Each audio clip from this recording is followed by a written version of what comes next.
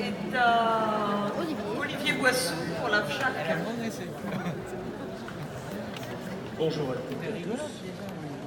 Alors, je vais intervenir principalement sur deux points. Le premier, le rapport d'activité, et le second, bien sûr, la situation à la SNCF, car comme vous le savez, nous sommes en grève depuis le 3 avril. Concernant le rapport d'activité, je ne vais pas balayer l'ensemble du document fourni, car en 6 minutes, c'est impossible. Je vais souligner plusieurs points qui me semblent importants. En premier lieu, la CFDT et le changement, tant sur le climat que sur le numérique et la robotique. Nous avons commencé à travailler sur ces dossiers.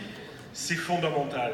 Demain arrive à grands pas. Rester figé sur ce que nous connaissons aujourd'hui serait mortifère. Quelle sera la place des femmes et des hommes dans ces profonds bouleversements?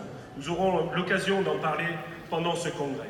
Mais d'ores et déjà, nous sommes la seule organisation syndicale à être en avance sur ces chantiers. Félicitons-en nous et continuons nos travaux. La CFDT, lors de ces 4 dernières années, a obtenu des avancées et pousse encore pour en obtenir plus. Je pense entre autres au compte personnel d'activité qui doit maintenant être enrichi et étoffé. Je pense à l'évolution professionnelle, mais encore à la pénibilité qui demandera, lors de la prochaine réforme des retraites, un travail conséquent.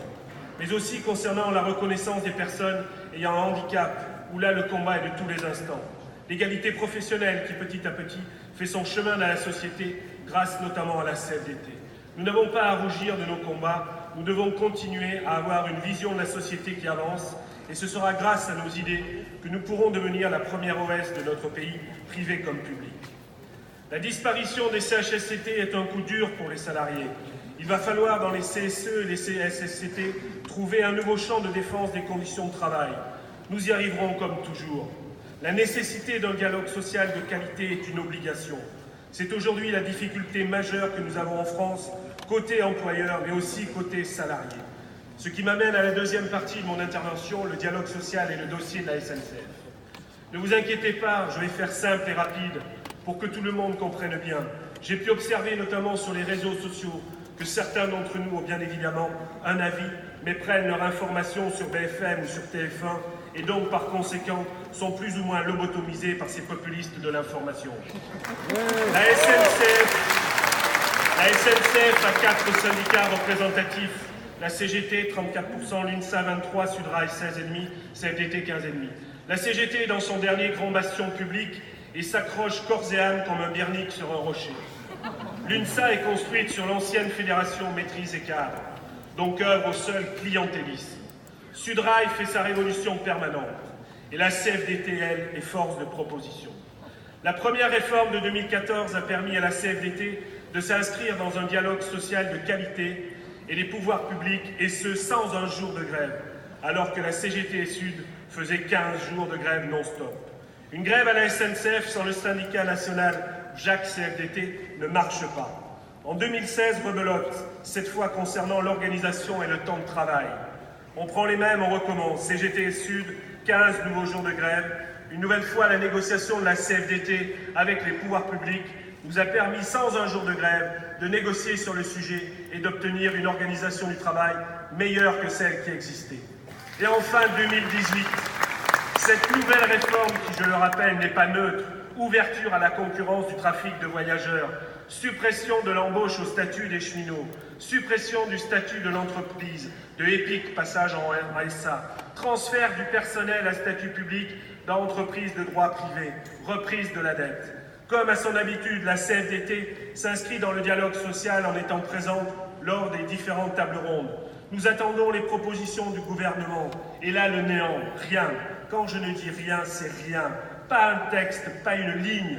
Un gouvernement qui veut faire sa réforme du ferroviaire par ordonnance, donc sans débat au Parlement. C'est dans ce contexte, dans un souci de peser un maximum. Nous avions, au vu des échanges avec Laurent, que cela serait compliqué. J'y reviendrai. Face au pouvoir public, mais en ayant aussi la faculté de gêner le moins possible les usagers, que nous avons décidé d'un moyen d'action original, c'est-à-dire de faire grève 2 jours tous les 5 jours.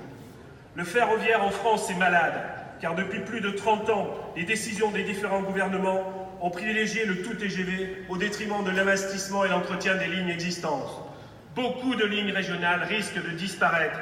C'est une catastrophe pour l'aménagement du territoire. C'est pourquoi la CFDT agit également pour que chaque Français puisse, s'il le souhaite, avoir un train, même dans une région dite pauvre.